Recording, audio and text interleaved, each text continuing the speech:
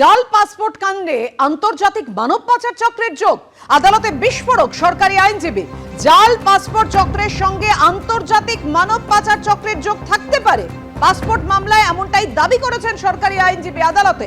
Passport জালিয়াতি মামলায় আরো একজনকে গ্রেফতার করা হয়েছে। দত্তপুকুরের বাড়ি থেকে গ্রেফতার অভিযুক্ত মুক্তার আলম, যাকে আগেও গ্রেফতার করা হয়েছিল এই জাল পাসপোর্ট কাণ্ডে।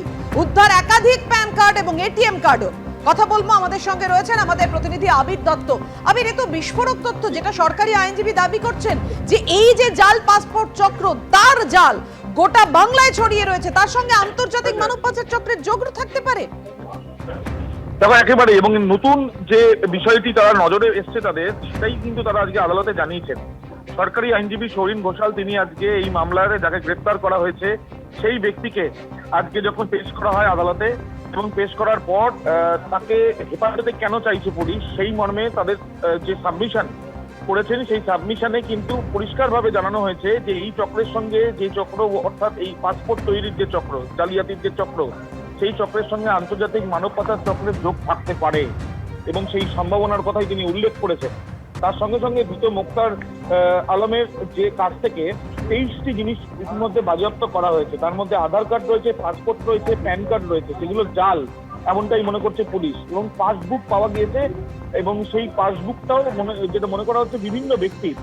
এবং এই যে আধার কার্ড, পাসপোর্ট, আধার কার্ড, প্যান কার্ড এবং যে ভোটার কার্ড, সেই 3টে কার্ডের ক্ষেত্রেও কিন্তু দেখা যাচ্ছে বিভিন্ন ব্যক্তি। এইগুলো কি জালভাবে তৈরি করা হয়েছে বলেই তারা মনে করছেন। এইগুলো কবে বানানো হয়েছে তারা খতিয়ে দেখছেন। ইতিমধ্যে হেফাজতে আবেদন জানানো হয়েছে এবং 8 তারিখ পর্যন্ত, 8ই জানুয়ারি পর্যন্ত পুলিশ হেফাজতের নির্দেশ দেওয়া হয়েছে আদালতের তরফ থেকে, এমনটাই জানা যাচ্ছে। ধন্যবাদ তোমায়।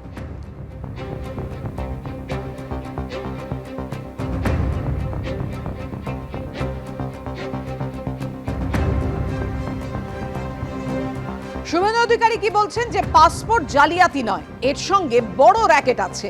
সীমান্ত দিয়ে পাস করাচ্ছে, পাসপোর্ট করে দিচ্ছে, আর এই কেস এনআইএ বা ইডির নিয়ে নেওয়া উচিত। পাসপোর্ট জালিয়াতি কাণ্ডে পরপর গ্রেফতারে এমনই প্রতিক্রিয়া শুভেন্দু অধিকারী। পাসপোর্ট জালিয়াতি নয়, এর সঙ্গে বড় র্যাকেট আছে। সীমান্ত দিয়ে পার করাচ্ছে, পাসপোর্ট করে দিচ্ছে, আধার কার্ড করে দিচ্ছে, ভোটার এপিক কার্ড করে দিচ্ছে। এটা বড়, শুধু পাসপোর্ট নয়, এর ব্যাপ্তি অনেক বড়। এই কেস এনআইএ এবং ইডি নিয়ে নেওয়া উচিত। ওদের যা যা এজেন্সি আছে, ওদের তো দাবি করে এক এক রকম। এই আরজিকর কেসে একটা শুনলাম উই ওয়ান্ট সিবিআই, এখন বলছে উই ডোন্ট ওয়ান্ট সিবিআই। তো কখন এরা নিজেদের কেন্দ্রীয় সরকারের এজেন্সিগুলোকে দাবি করে, আবার কখনো তাদের রাজনৈতিক এজেন্ডা ফুলফিল না হলে কখন আবার বলে এগুলো দিয়ে হয় না। এ তো নিজেদের মধ্যেই দ্বিচারিতায় ভোগে। এগুলো সব পলিটিক্যালি মোটিভেটেড স্টেটমেন্ট, এর সঙ্গে বাস্তবের কোনো সম্পর্ক নেই।